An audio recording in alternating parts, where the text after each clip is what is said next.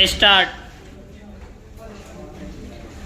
महोदय, प्रत्येक देश की आर्थिक प्रणाली का लक्ष्य यह होता है कि उस देश का प्रत्येक नागरिक अपनी आवश्यकताओं की पूर्ति करते हुए देश की परिस्थितियों के अनुसार रहन सहन का न्यूनतम स्तर प्राप्त कर सके।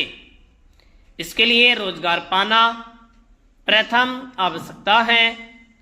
यदि कोई व्यक्ति स्वयं रोजगार नहीं चाहता तो देश को कम हानि होती है, लेकिन अगर किसी ऐसे व्यक्ति को रोजगार नहीं मिलता जो काम करना चाहता है तो इससे देश को आर्थिक हानि उठानी पड़ती है। यदि रोजगार चाहने वालों की संख्या बढ़ती चली जाती है तो देश के सामने बेरोजगारी की समस्या उत्पन्न हो जाएगी, जिसके कारण देश को काफ़ी हानि उठानी पड़ सकती है तथा कई कठिनाइयों का सामना करना पड़ सकता है। भारत में आज बेरोजगारी की समस्या काफ़ी गंभीर रूप धारण कर चुकी है। जनसंख्या के दृष्टिकोण से भारत एक धनी देश है।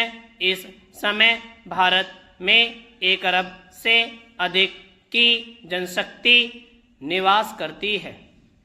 जनशक्ति के साथ साथ भारत में प्राकृतिक साधनों की भी कमी नहीं है, लेकिन यह दुर्भाग्य की बात है कि इन साधनों का सर्वोत्तम उपयोग करना तो दूर की बात है, बेरोजगारी की समस्या घटने के स्थान पर बढ़ती ही जा रही है। 9वीं पंचवर्षीय योजना के उपरांत बेरोजगारों की संख्या 90 करोड़ हो जाने का अनुमान है।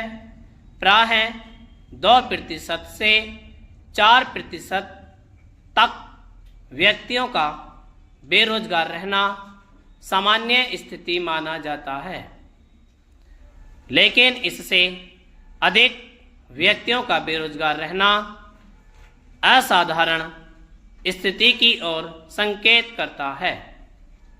भारत जैसे विकासशील देश में बेरोजगारी विशेष रूप में भी पाई जाती है, जो छिपी हुई बेरोजगारी के नाम से जानी जाती है।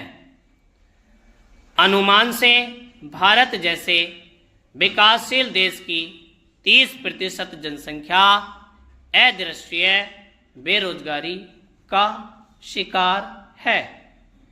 ये लोग अन्यत्र रोजगार उपलब्ध न होने के कारण कृषि कार्यों में लगे रहते हैं। अगर इस तरह की बेरोजगारी को ध्यान में रखा जाए तो बेरोजगारी और भी भयानक रूप में सामने आती है।